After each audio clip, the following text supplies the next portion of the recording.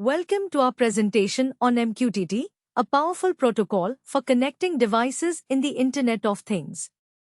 MQTT is designed to be lightweight and efficient, making it perfect for communicating between devices with limited resources and bandwidth. We'll explore its key features, history, and architecture. MQTT has several key characteristics that make it well-suited for IoT applications. It's designed for communication between devices, uses a publish-subscribe system for efficient message delivery, and allows for asynchronous communication, meaning devices don't need to be connected at the same time. MQTT also prioritizes real-time messaging and enables clients to filter information based on specific topics. MQTT has a rich history, originating from the collaboration of Dr. Andy Stanford Clark and Alan Nipper. The protocol has evolved through various versions, with the latest release, version 5.0, offering significant enhancements to scalability, error reporting, and overall functionality. Let's delve into the architecture of MQTT. It consists of four key components: messages, clients, a server or broker, and topics.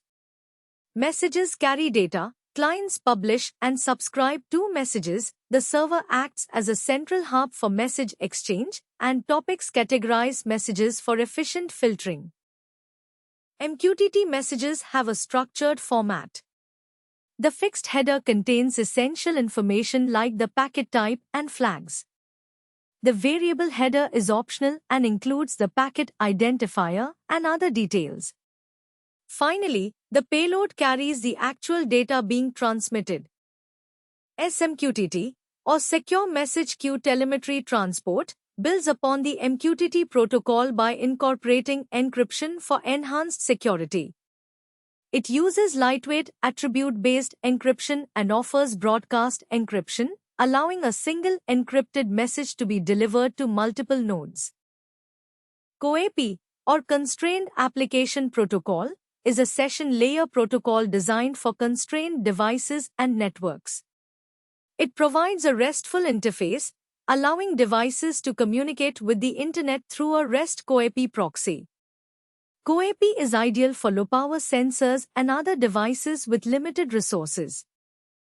CoAP offers several features that make it suitable for constrained environments. It's a web protocol for M2M communication, supports asynchronous message exchange, has low overhead, and provides URI and content type support for resource identification and data representation.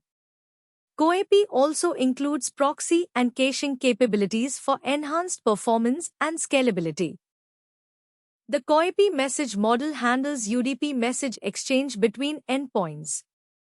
Each message has a unique ID for duplicate detection and is structured with a binary header, compact options, and payload. CoAP supports both conformable and non-conformable messages, allowing for reliable and unreliable communication based on the application's needs. The CoAP request response model handles the interaction between clients and servers. Requests are sent using conformable or non-conformable messages, and the server can respond immediately or delay the response. Acknowledgement messages ensure reliable communication, and tokens are used to match requests and responses.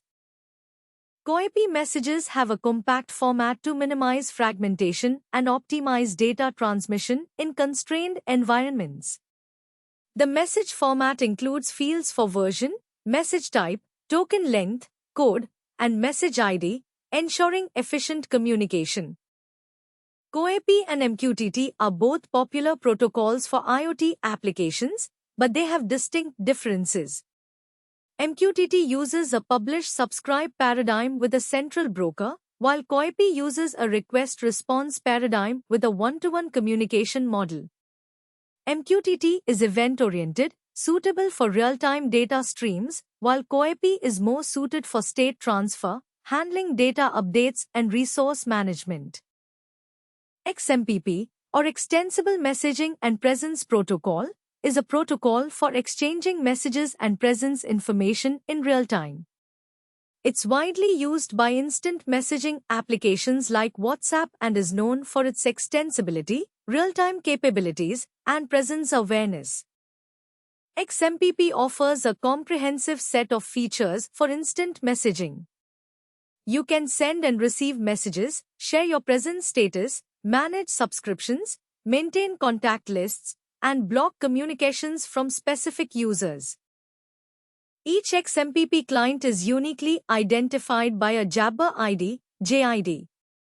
The JID format is user at server resource, where the user represents the client's identifier, the server is the XMPP server, and the resource specifies the device or application. The resource component is optional for applications supporting multiple devices. XMPP was initially implemented over TCP using XML streams. However, to address communication limitations behind firewalls, an HTTP transport was developed. This allows XMPP clients to communicate even when the TCP port is blocked, ensuring broader accessibility. AMQP, or Advanced Message Queuing Protocol, is a protocol for asynchronous message exchange between applications. It uses a messaging broker to route and deliver messages, enabling robust and reliable communication between systems. AMQP finds applications in various industries, including financial services, e-commerce, enterprise messaging, and the Internet of Things. It's particularly well-suited for high-volume, real-time message exchange, order processing, inventory management, internal communication, data integration, and device communication. The AMQP architecture consists of several key components. Messages are the units of data exchanged. Producers create and send messages, the messaging broker routes messages to queues, consumers retrieve and process messages, and exchanges act as intermediaries for message routing based on bindings. AMQP supports different exchange types to handle message routing based on specific requirements. The direct exchange routes messages to a single recipient, the fan-out exchange broadcasts messages to all queues, the topic exchange uses wildcard matching, and the headers exchange routes messages based on header values.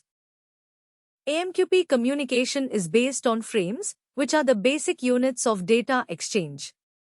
Each frame consists of a frame header, extended header, and frame body.